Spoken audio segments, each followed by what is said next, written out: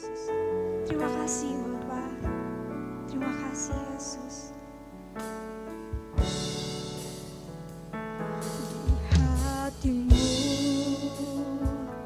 terukir namaku, di wajahmu terukis wajahku, bukan karena kuat gagahku, namun hanya karena kemurahan-Mu. Meski terkadang aku terjatuh, tak pernah lelah Kau hampiriku, memelukku dengan cinta-Mu.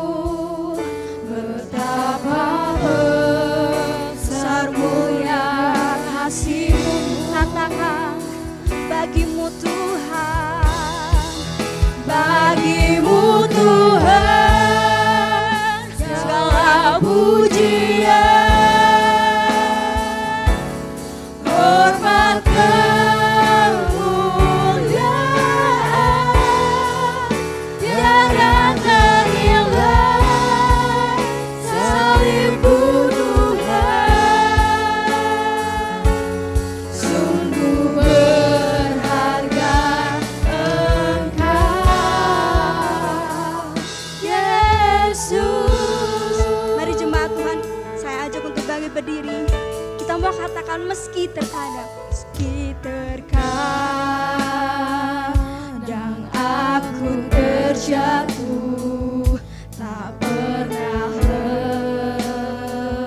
lelah Kau hampiriku, memelukku dengan cinta-Mu. Betapa besar mulia kasih-Mu, bagimu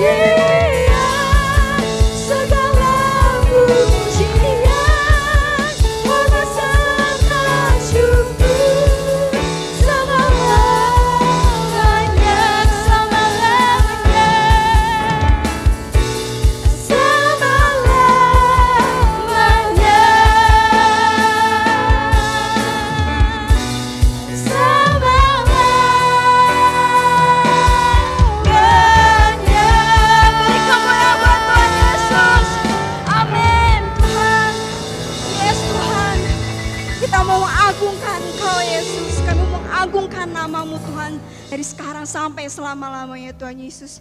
Mari jemaat Tuhan yang siap memuji Tuhan, kita mau sama-sama katakan amin. Kita mau angkat tangan bersorak-sorai. Amin.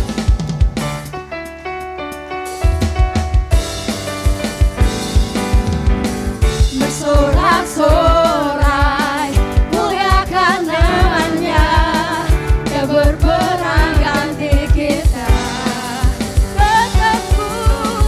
Bertepuk tangan, muliakan namanya, Dia selamatkan jiwa kita.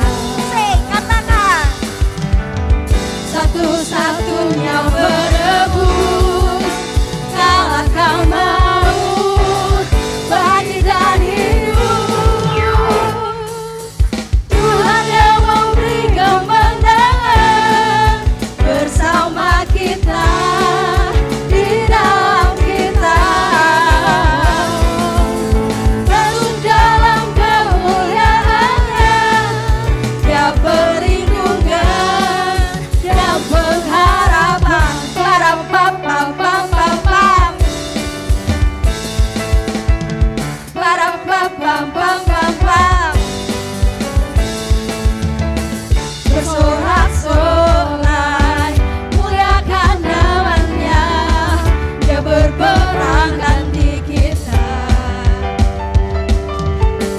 Bertepuk tangan, muliakan namanya, Dia selamatkan jiwa kita. Satu-satunya penebus, kalahkan maut, bangkit dan hidup. Tuhan yang memberi kemenangan bersama kita, di dalam kita. Peluk dalam kemuliaan-Nya, Dia perlindungan dan pengharapan. Dia perlindungan dan pengharapan. Dia perlindungan dan pengharapan. Parapapapapapam. amin. Kita mau ke satu pujian saat ku masuk. Terima kasih Yesus Tuhan.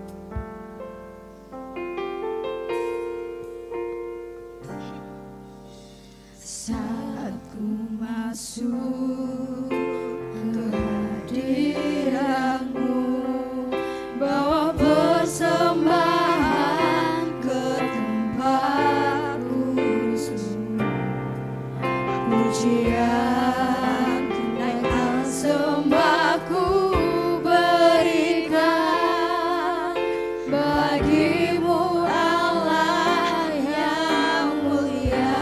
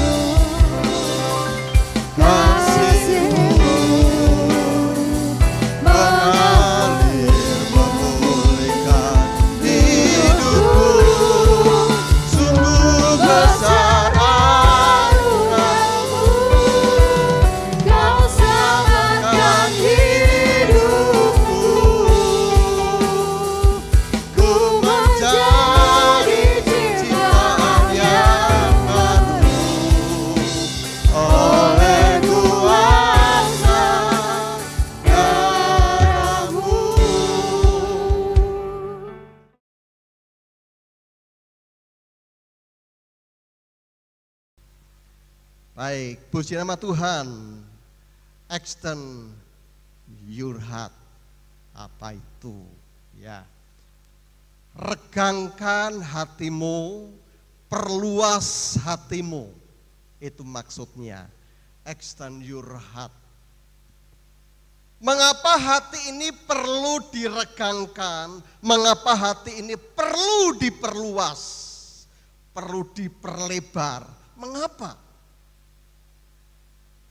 Oke, kita akan melihat di dalam Amsal pasal 4 ayat yang ke-23. Firman Tuhan berkata demikian, jagalah hatimu dengan segala kewaspadaan, karena dari situlah terpancar kehidupan. Ya, jagalah hatimu dengan segala kewaspadaan, karena dari situlah terpancar kehidupan. Dari hati manusia terpancar kehidupan, tapi dari hati manusia pula terpancar kematian. Bapak Ibu yang dikasih Tuhan, ketika kita bertemu dengan seseorang, kita berjumpa dengan mereka, kita ngomong-ngomong dengan mereka, bagaimana kabarmu? Aduh Pak, sial, seminggu ini saya sial. Semua yang aku lakukan, semua berantakan. Pak, aduh Pak.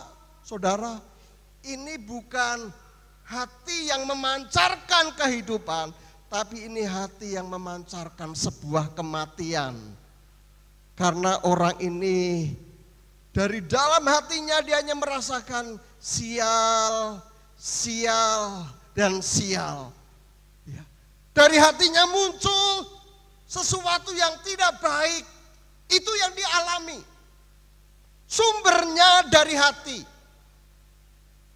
Makanya firman Tuhan berkata, Amsal Salomo disampaikan di sini, jagalah hatimu dengan segala kewaspadaan. Karena dari hati ini bisa muncul, bisa terpancar kehidupan. Tapi di sisi yang lain bisa muncul kematian, bisa muncul kesialan, bisa muncul sesuatu yang tidak baik. Makanya hati itu perlu dijaga. Di dalam terjemahan, bukan terjemahan, bahasa aslinya sebenarnya kalimat ini, ayat ini berkata demikian, jagalah hatimu, ya, jagalah hatimu melebihi apapun juga. Jagalah hatimu melebihi apapun juga. Melebihi istri, melebihi anak, melebihi mobil, melebihi rumah, melebihi harta, melebihi mamon. Jagalah hatimu lebih dari apapun juga. Loh, berarti istri nggak perlu dijaga Pak, berarti suami nggak perlu dijaga Pak, berarti anak nggak perlu dijaga. Jangan salah. Ya, ketika Anda bisa menjaga hatimu, saya percaya istrimu akan terjaga dengan baik, suamimu akan terjaga dengan baik, anak-anak akan terjaga dengan baik. Tapi banyak orang yang sibuk menjaga hartanya, menjaga rumahnya, menjaga mamonnya, menjaga mobilnya, menjaga apa yang ada di dalam dirinya, tapi dia lupa menjaga hatinya. Kalau orang bisa menjaga hatinya, dia saya pastikan bisa menjaga apa yang Tuhan percayakan di dalam hidupnya. Jagalah hatimu melebihi apapun juga. Karena dari situlah terpancar kehidupan. Dari situlah terpancar kehidupan itu diterjemahkan, karena dalam hatimu, dari hatimu terletak batas-batas kehidupan. Ya. Dari hatimu itu akan terletak, di situ terletak batas-batas kehidupan. Saudara dikasih Tuhan. Jadi batas-batas kehidupan kita itu ditentukan oleh hatimu. Ketika engkau merasa hatimu, aduh Pak, sial. Nah itulah hidupmu. Karena Anda membatasi hidupmu dengan kesialan, itulah yang terjadi. Aduh Pak, sulit Pak, semua serba sulit. Itulah batas hidupmu. Ya, makanya jagalah hatimu dengan kewaspadaan. Melebihi apapun juga, jangan sebaliknya. Menjaga apapun juga, tapi hatinya tidak dijaga sama sekali. Ini sesuatu yang berbahaya. Makanya jagalah hatimu dengan kewaspadaan. Melebihi apapun juga, karena dari hati ini terletak batas-batas kehidupan.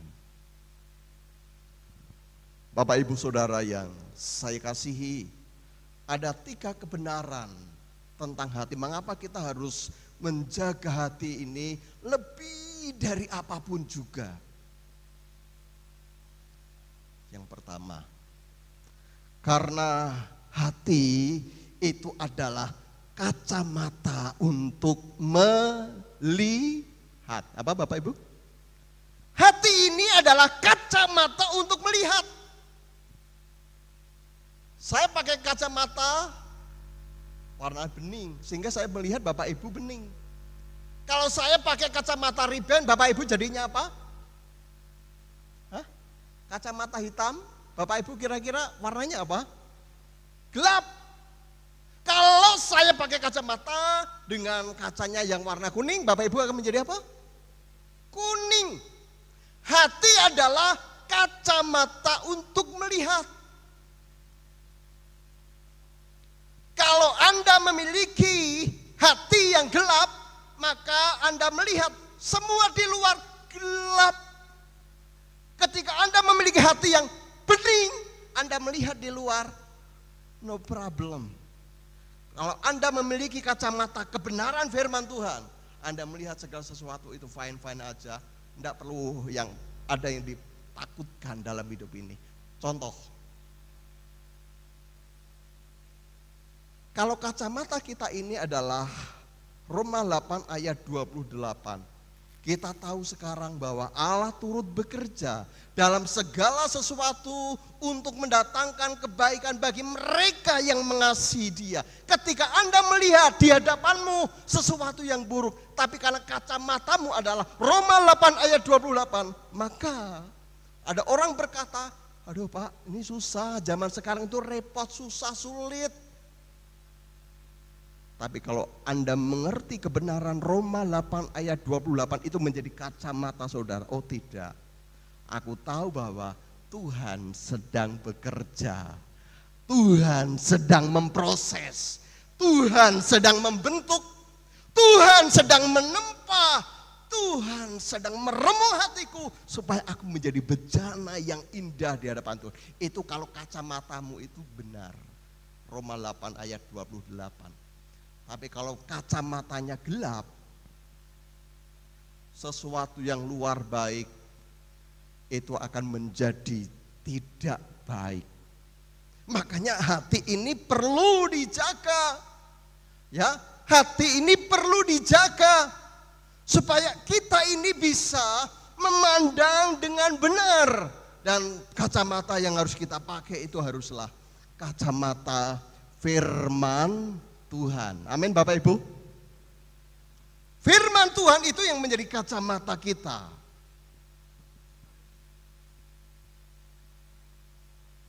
Ketika Anda melihat istri Anda, ya sebenarnya mungkin dia sih mungkin gak terlalu cantik, ya. Tapi kalau kacamata yang Anda pakai itu adalah kacamata cinta. Ya, kacamata cinta. Yang tidak cantik akan menjadi apa? Yang tidak cantik akan menjadi apa? cantik. Ya mungkin dia ikut audisi orang terjelek di Kabupaten Batang misalkan begitu. Tapi kalau Anda memiliki kacamata, aku cinta dengan dia, sekalipun dia orang yang jelek, tapi aku melihat dia cantik. Dia menarik dari yang lainnya. Makanya kacamata itu penting. Makanya hati ini adalah kacamata untuk melihat. Kalau hatimu tidak dijaga dengan baik, Anda melihat istrimu yang setia melayani, setia membuatkan kopi, setia masak tiap hari. Anda kalau dengan melihat dengan cinta, Anda akan merasa istriku itu luar biasa, is the best. Amin Bapak Ibu. Tapi kalau kacamatanya, wah, kono terus. Oh, udah pagi-pagi bangun, nyiapkan sarapan, buatkan kopi, melayani anak, ngopeni semuanya, harus kerja. Tapi kalau kacamatamu hitam, istri kok gak becus, istri buat sial. Itu karena kacamata hitam. Makanya hati ini hati adalah kacamata untuk melihat. Jaga hatimu baik-baik.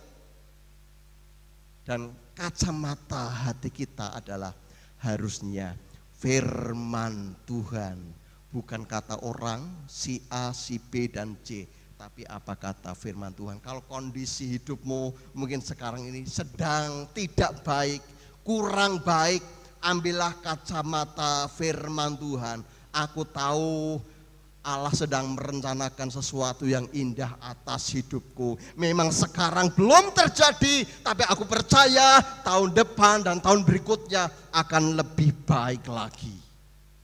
Amin Bapak Ibu. Kacamata firman Tuhan ini sesuatu yang sangat penting. Itu yang harus kita pakai dalam hidup ini. Yang kedua, hati adalah sumber pilihan-pilihan. Ya. Dari hati ini sumber untuk kita memilih dan akhirnya memutuskan. Kalau hatimu buruk, jangan coba-coba mengambil keputusan. Saya mau sampaikan, mengapa perceraian itu terjadi? Perceraian terjadi karena dia mengambil sebuah keputusan dalam situasi hati yang buruk. Ya, dalam situasi hati yang buruk, maka dia berkata, aku cerai dengan kamu. Percoba dilanjutkan, menikah dengan malampir. Enggak, itu dalam kondisi hati yang buruk. Makanya ketika dalam pernikahan terjadi cekcok, firman Tuhan mengajak, mendingan kamu berpisah sebentar, introspeksi diri. Nah, masa-masa introspeksi diri ini adalah masa-masa di mana kita merenungkan apa sih kesalahanku, mengapa aku sampai terjadi seperti ini. Mengapa sampai terjadi cekcok yang begitu hebat? Mengapa? Ini masa introspeksi diri, bukan masa survei, bukan. Orang itu sekarang ya, ketika masa-masa tidak cocok, masa-masa mereka berpisah, tidak introspeksi diri, tapi malah survei. Survei apa? Hah? Survei. Dia kira-kira ini cocok jadi penggantiku. Ini kan kurang ajar. Harusnya itu introspeksi. Ketika introspeksi diri sudah terjadi dalam diri seseorang, maka dia bisa mengambil keputusan. Rupanya ketika aku harus cerai ini berbahaya, tidak baik buat anak-anakku, buat keluargaku, buat orang tuaku. Ini masa-masa yang baik, hatinya, suasana hatinya itu baik. Kata-kata perceraian itu terjadi ketika suasana hatinya itu buruk. Cekcok, ngomong sana ngomong sini, gak mau diam. Suasana hatinya buruk, maka dia mengambil sebuah pilihan dan keputusan yang buruk. Makanya ketika Anda, ya, ketika mungkin sedang cekcok dan lain sebagainya, mendingan Anda introspeksi diri dan mulai belajar untuk mengoreksi apa sih kesalahanku. Maka kita akan mengambil keputusan yang tepat. Hati ini adalah sumber pilihan-pilihan. Makanya hati ini perlu dijaga. Supaya kita mengambil keputusan bukan atas dasar pikiran kita yang salah karena hati kita yang buruk. Tapi dari hati yang benar-benar terjaga. Hati yang murni itu bisa mengambil sebuah keputusan yang tepat. Yang ketiga, 3 kebenaran tentang hati. Hati adalah kacamata untuk melihat. Hati adalah sumber-sumber pilihan kita. Dan yang ketiga, hati adalah terkait dengan hubungan kita dengan Allah. Ya. Hubungan kita dengan Allah. Saya bacakan di sini ya. Bangsa ini dalam Matius pasal 15 ayat 8 sampai yang ke-9. Bangsa ini memuliakan aku dengan bibirnya, padahal hatinya jauh daripadaku. Percuma mereka beribadah kepadaku, sedangkan ajaran yang mereka ajarkan ialah perintah manusia. Bangsa ini memuliakan aku dengan bibirnya, tapi hatinya apa? Hatinya jauh daripadaku. Percuma. Bapak Ibu, Anda datang ke tempat ini kalau Tuhan berkata di tempat percuma Anda beribadah. Waduh, Anda sudah siapkan waktu, Anda lelah, Anda capek, tapi Anda datang kepada Tuhan. Kalau Tuhan berkata percuma kamu datang ke tempat ini. Wih, itu kan sesuatu yang menampar kita. Tapi itu bisa terjadi dalam hidup kita ketika hati kita jauh dari Tuhan. Makanya hati ini mesti disiapkan betul-betul, dijaga betul-betul. Karena hati ini terkait dengan hubungan kita dengan Allah. Allah itu mengaitkan hubungannya dengan kita, itu dengan hati, connect dengan Allah. Bukan ini dengan Allah, bukan. Tapi ini dengan Allah. Satu saat ketika bangsa Israel minta raja, mereka memilih seorang raja yang hebat, ganteng, tinggi, pinter. Dia adalah Saul. Tapi pilihan manusia itu pilihan yang salah. Mereka akhirnya hidupnya tidak karu-karuan. Pemimpinnya salah, maka orang Israel juga mengalami hal yang salah. Mereka memilih pemimpin dan Tuhan sendiri yang memilih mereka. Nabi Samuel yang dipakai oleh Tuhan untuk memilih siapa menjadi pengganti dari Raja Saul. Dari keluarga Isai kemudian dicari anaknya. Karena Tuhan berkata, kamu pergilah ke keluarga Isai karena aku akan memilih seorang raja dari keturunan Isai. Pertama datanglah Eliab, orangnya tinggi, besar, ganteng, gagah. Samuel berkata, wih, ini pasti raja yang akan menggantikan Saul. Orangnya besar, tinggi, gagah, ganteng. Tapi Tuhan berkata, bukan dia Samuel. Manusia melihat muka, tetapi Tuhan melihat apa? Melihat apa? Hati. Nabi Samuel aja bisa terkecoh dengan penampilan, apalagi saudara. Anda terkecoh enggak? Anda bisa terkecoh.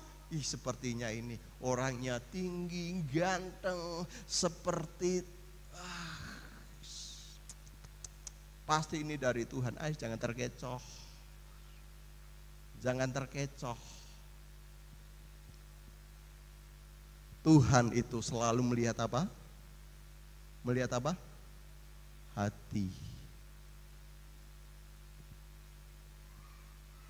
Nah, terus bagaimana Pak kalau dia jelek, pas-pasan, tapi hatinya baik? Terserah saudara, ya. Tapi dia itu ganteng, tajir, tumpakane mobil hari ini, HRV besok cari. Tuhan, mana kehendak-Mu Tuhan? Wow. Anda mesti memiliki hati yang bening, hati yang cerdas, jangan hati yang buruk. Kalau hati yang baik, hati yang bening, itu hati yang terjaga tadi, sehingga ketika Anda ambil keputusan, itu keputusan yang tepat, keputusan yang benar. Harus cari sesuai dengan kehendak Tuhan, tapi hatimu itu perlu dijaga dengan baik.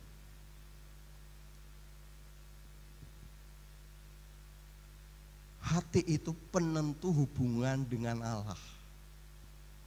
Makanya seluruh pelayan Tuhan, ketika Anda melayani, milikilah hati yang mau melayani.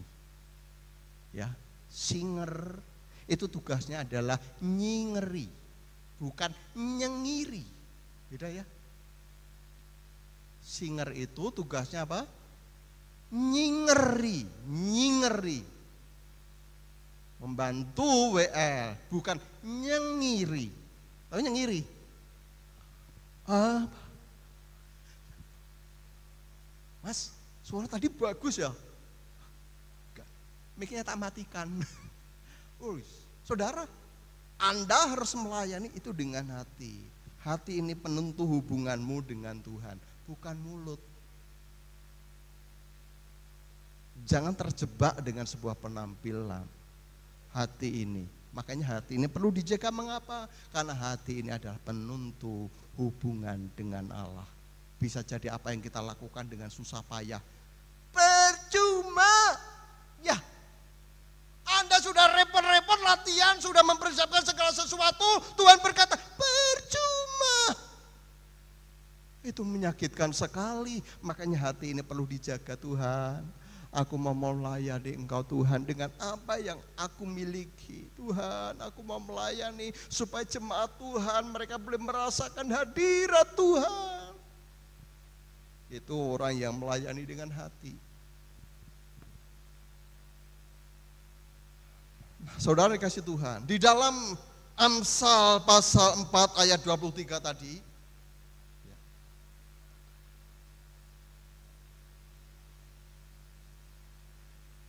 jagalah hatimu dengan segala kewaspadaan, ya.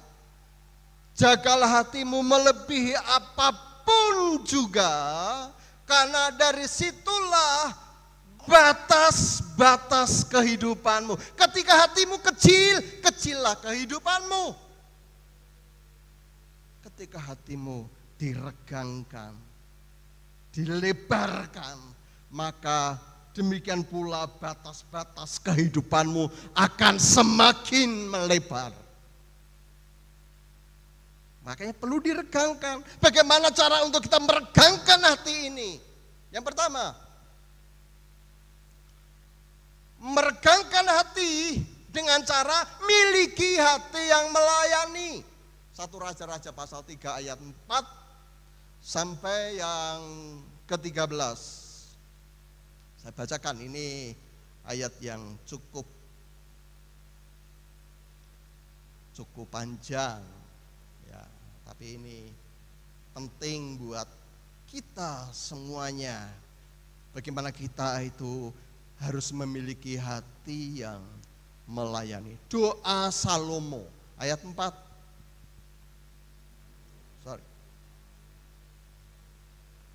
Bukan ayat 4, sorry. Ayat yang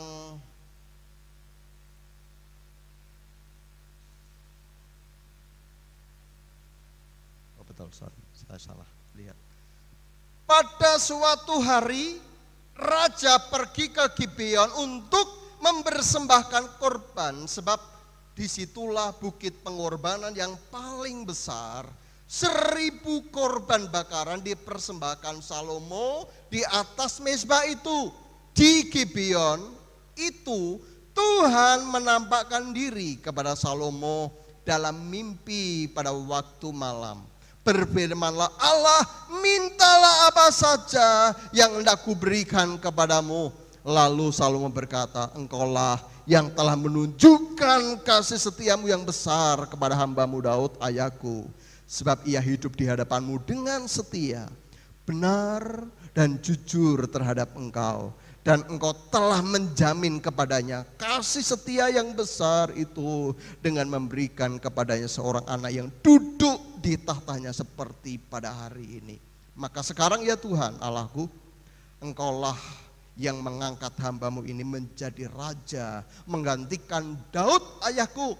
Sekalipun aku masih sangat muda dan belum berpengalaman, demikianlah hambamu ini berada di tengah-tengah umatmu yang kau pilih, suatu umat yang besar yang tidak terhitung dan tidak terkira banyaknya. Maka ayat 9, berikanlah kepada hambamu ini hati yang paham menimbang perkara untuk menghakimi umatmu dengan dapat membedakan antara yang baik dan yang jahat. Sebab siapakah yang sanggup menghakimi umatmu yang sangat besar ini? Jadi lanjut. Salomo mempersembahkan korban yang sangat banyak. Tempat itu tempat yang luas. Mempersembahkan 1000 ekor sapi. Kemudian dalam malam itu dia bermimpi dan Tuhan menjumpai Salomo. Salomo, apa yang engkau minta daripadaku? Saudara, ketika malam-malam, ketika mungkin saudara sedang di rumah seorang diri, kemudian Tuhan berkata, hai Moko, misalkan ya Mas Moko ya, apa yang ingin engkau minta daripadaku hari ini? Minta apa Mas? Nah, bingung lah, waduh. Ya, coba kalau Anda mungkin di rumah seorang diri, tak ada istri, tak ada orang tua, Anda di kamar sendiri, Tuhan menjumpai juga. Hai Moko, aku berkenan kepadamu, mintalah apa yang engkau daki sekarang ini. Jaluk apa Mas? Rahasia. Kalau kira-kira kalau Bapak Ibu dijumpai Tuhan secara pribadi gitu, minta apa? Pak Martin minta apa Pak? Pak Sus minta apa Pak Sus? Bingung lah. Izin Pak aku Pak. Izin. Wah, kalau Tuhan berkata seperti itu mungkin, ya mungkin. Dengan situasi satu Tuhan, aku minta sugih. Pantas ora kira-kira? Bapak Ibu minta itu enggak kira-kira? Gayane iki lho, gayane sok rohani banget. Ya. Minta sugih. Bener enggak kira-kira? Walah iya. Tuhan, aku pengen mobil dan rumah. Tuhan, aku pengen punya istri. Wah. Tuhan, aku pengen punya suami. Sing bapak-bapak, Tuhan, aku pengen ijol. Ngawur. Tuhan, aku pengen tukar tambah. Oh, apa memang tukar tambah? Loh, kalau Anda ditemui oleh Tuhan seorang diri, Bapak Ibu minta apa? Salomo, ya. Ketika Tuhan menjumpai dia, kemudian dia minta, dan itu pun Tuhan kaget dengan apa yang diminta oleh Salomo. Memang di sini dikatakan menghakimi umatmu, tapi sebenarnya itu adalah Tuhan, aku ingin memiliki hati yang melayani. Itu yang diminta oleh Salomo ketika Tuhan berkata kepada Salomo, apa yang kau minta aku akan berikan kepadamu. Salomo minta, Tuhan berikan aku hati yang melayani.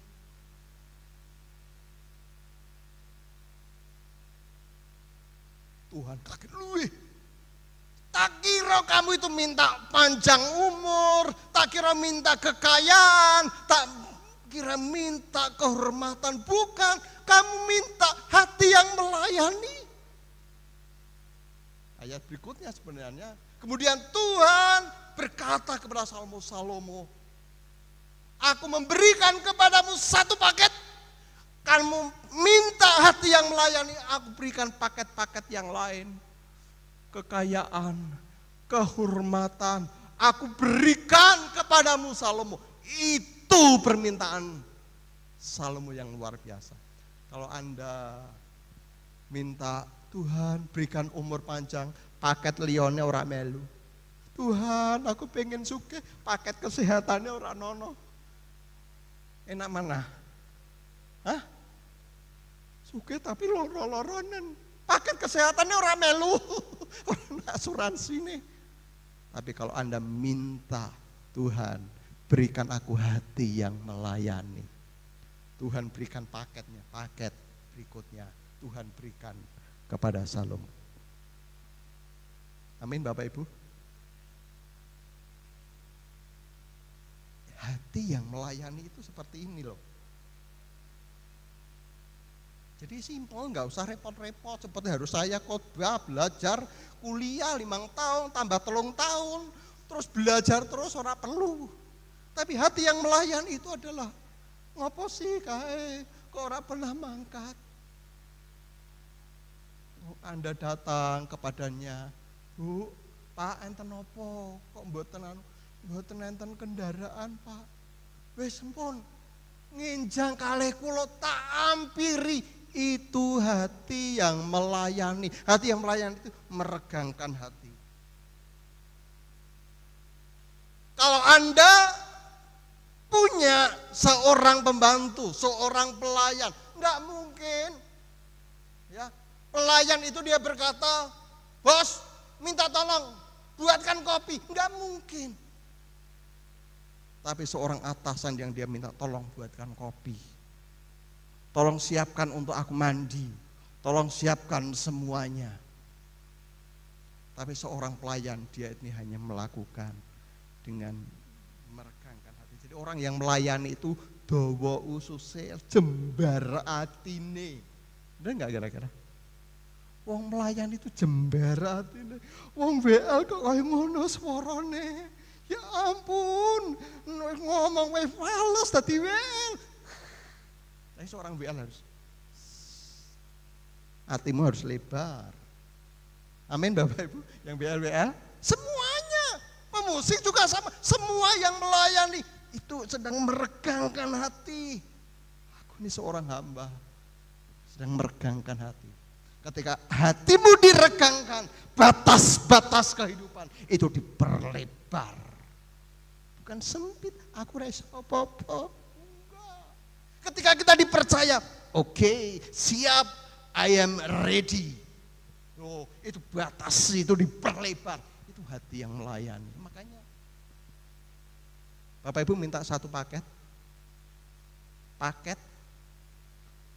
kalau beli satu paket, Anda dapat satu ayam geprek plus teh manis plus sambal. Tapi kalau Anda beli sambal, Anda tidak dapat ayam geprek, tidak dapat teh manis.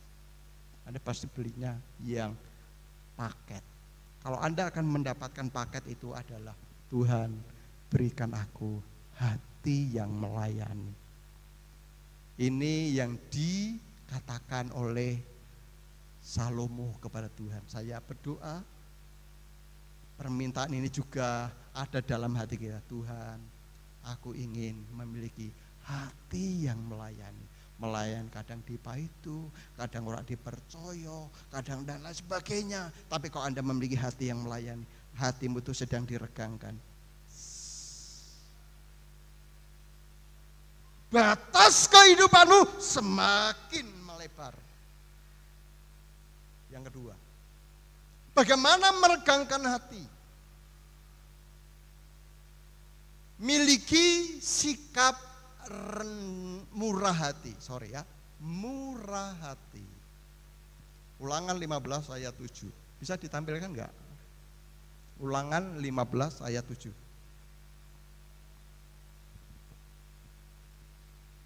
Jika sekiranya ada di antaramu seorang miskin, salah seorang saudaramu di dalam salah satu tempatmu, di negeri yang diberikan kepadamu oleh Tuhan Allahmu, maka janganlah engkau apa? Janganlah engkau apa? Menegarkan hati ataupun menggenggam tangan terhadap saudaramu yang miskin. Anda melihat ada orang yang miskin, tapi hatimu tetap digenggam. Anda tidak akan pernah terbuka. Ketika Anda sedang membuka tanganmu, aduh kasihan orang miskin ini. Sebenarnya genggaman tangan dan tangan yang terbuka itu ibarat hati yang terbuka, hati yang diregangkan. Aduh kasihan sekali. Anda sedang meregangkan hati. Ketika Anda melihat orang yang miskin, orang yang sengsara, tapi Anda penuh dengan belas kasihan kepada mereka, Tuhan meregangkan hatimu. Amin Bapak Ibu. Jadi cara meregangkan hati membuat batas-batas semakin luas. Murah hati. Tangan hati gegem terus gitu. Ayo regangkan tanganmu. Mereka membutuhkan engkau, mereka memerlukan engkau. Itu meregangkan hati. Yang ketiga, bagaimana meregangkan hati? Yang ketiga adalah Yesus harus tinggal di hatimu. Yesus Tuhan harus tinggal di hatimu. Yesaya 57, tampilkan ya. Yesaya 57 ayat yang ke-15.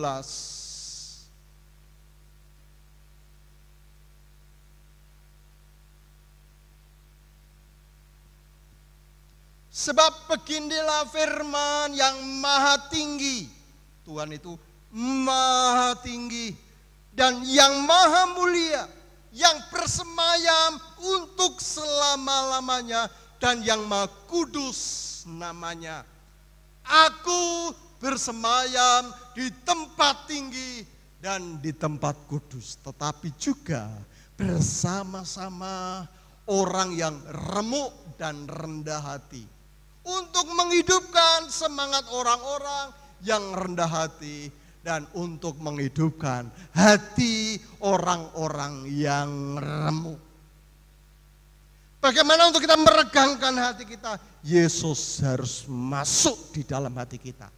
Kalau Yesus tidak pernah masuk dalam hati kita, sampai kapanpun hati kita tetap berkerut. Anthony Collins, dia ini seorang ateis. Ateis itu orang yang tidak, Tuhan-Tuhanan, Tuhan itu tidak ada. Kejadian alam itu terjadi itu karena ya memang harus ada seperti itu, tapi itu bukan Tuhan, itu ateis. Ateis zaman sekarang seperti ini. Ini penyakit orang Kristen tanpa disadari, yaitu apakah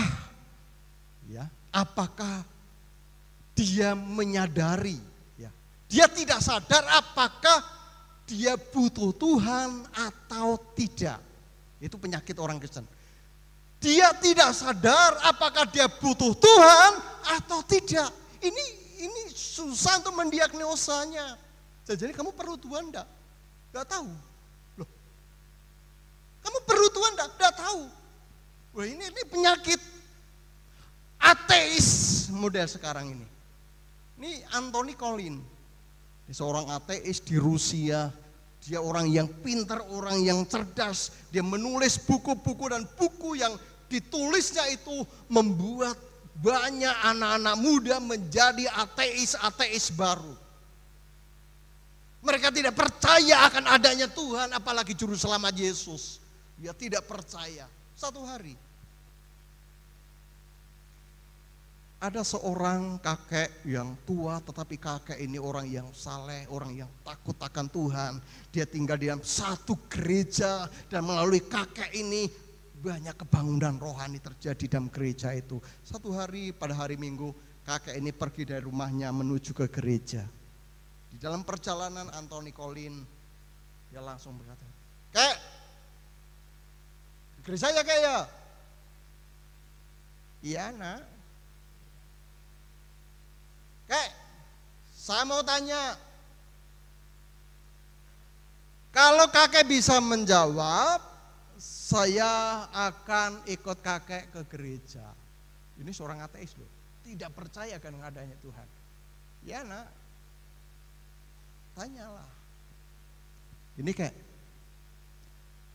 Tuhan itu besar atau kecil kek? Saya ulangi lagi kek, Tuhan itu besar atau kecil? Kakek ini orang yang penuh dengan Roh Kudus. Dia menjawab, "Nah, Tuhan itu besar sampai bumi ini tidak cukup untuk Tuhan.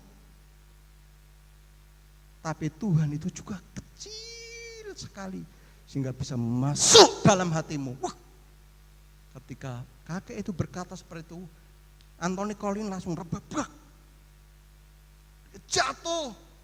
Dan saat itu Roh Kudus berkarya, Tuhan melawat Anthony Collins ini.